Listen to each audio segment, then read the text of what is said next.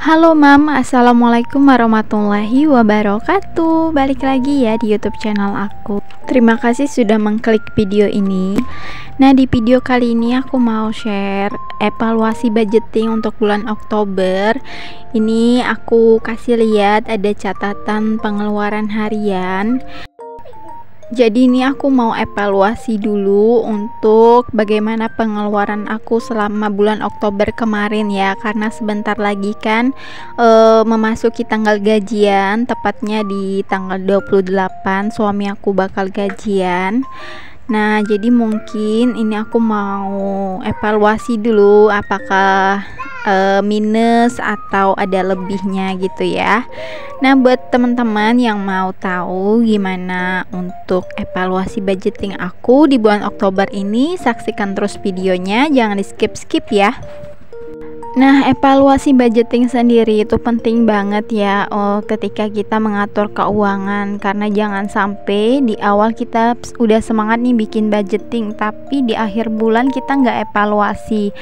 Fungsinya supaya kita tahu kira-kira di pengeluaran yang mana aja yang sesuai sama budget atau yang nggak sesuai, karena kan ketika kita buat budgeting itu nggak mungkin kan nominalnya itu pas banget, nggak ada lebih dan nggak ada sisa, pasti ada lebih ataupun sisanya. Nah, dari situ kita bisa evaluasi, bisa koreksi untuk budgeting bulan depan, kira-kira mau dibuat berapa nominalnya.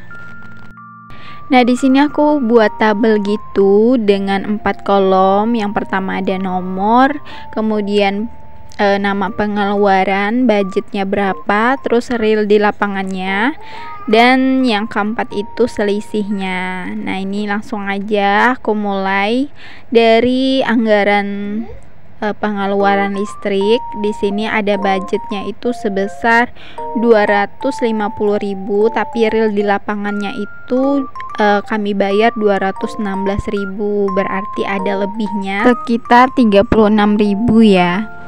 Nah, lanjut lagi untuk air PDAM.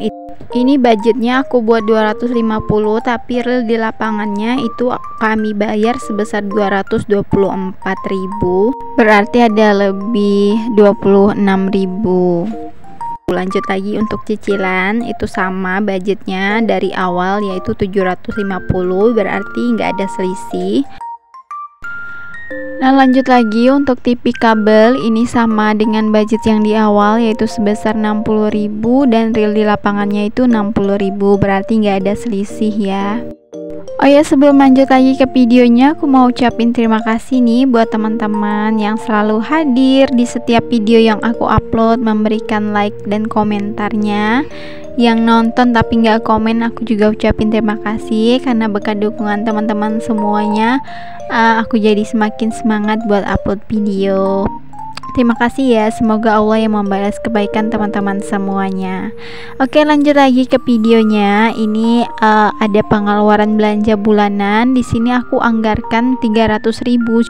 Tapi ketika di lapangan ini aku bayar 300.500, jadi ada minus sekitar 1.500 gitu ya. Kemudian untuk susu ini aku anggarkan 200, cuman di lapangannya itu 130, berarti ada lebihnya sekitar 70.000. Kemudian untuk keperluan empasi ini aku anggarkan 100.000, tapi di lapangannya itu 200.000, berarti minus 100.000. Lanjut lagi untuk pulsa internet, ini aku anggarkan 200.000, tapi di lapangannya itu 250, berarti minus 50.000. Kemudian untuk bensin dan gas ini aku anggarkan 150, cuman kepake di lapangannya itu 100.000, jadi ada lebih sekitar 50.000. Lanjut lagi untuk belanja mingguan. Di sini aku hitung dulu ya untuk belanja mingguan, karena aku ada catatan pengeluaran hariannya. Jadi budgetnya itu kan 450 ya. Nah, ini aku hitung dulu di lapangannya itu habis berapa.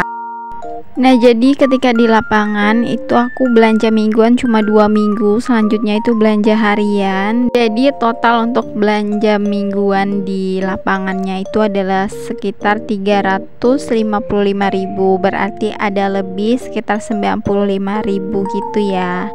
Nah, lanjut untuk uang saku suami, di sini aku anggarkan 100.000, cuman di sini Pak suami cuma pakai 15.000, berarti masih ada sisa sekitar 85.000. Lanjut untuk dana darurat, ini tetap dihabiskan sebesar budget yang aku anggarkan, yaitu 50.000, berarti nggak ada minusnya. Sedekah juga sama, nggak ada minusnya. Lanjut ini aku kasih orang tua, di sini budgetnya nggak ada, jadi aku tulis nggak ada ya, tapi di real lapangannya itu aku tulis 50.000. Nah, untuk budget kasih orang tua ini sebenarnya itu kalau kita main suka bawa makanan gitu. Jadi kasih orang tuanya itu bukan uang, tapi berupa makanan yang kira-kira orang tua suka kayak gitu. Oke, lanjut lagi untuk pengeluaran jajan. Di sini lumayan over budget ya untuk pengeluaran jajan, karena kemarin itu kan ada hajatannya sepupu. Jadi yang biasanya Sabtu Minggu itu aku luangkan waktu untuk belanja mingguan, akhirnya nggak sempet, jadi nggak ada stok di kulkas, dan akhirnya itu kebanyakan beli lauk di warung kayak gitu ya.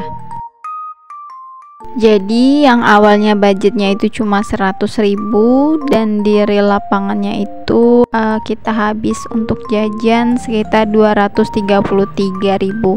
Jadi minusnya itu 133.000. Oke, lanjut lagi. Di sini aku total dan setelah aku koreksi ternyata aku salah. Yang untuk budget PDAM itu sebenarnya 240 ya. Nah, tapi ini aku buat 250, jadi aku coret aja, berarti lebihnya dari PDAM itu 16.000. Nah, untuk budgetnya itu pas 3 juta, dan real di lapangan itu sekitar 2.984.500.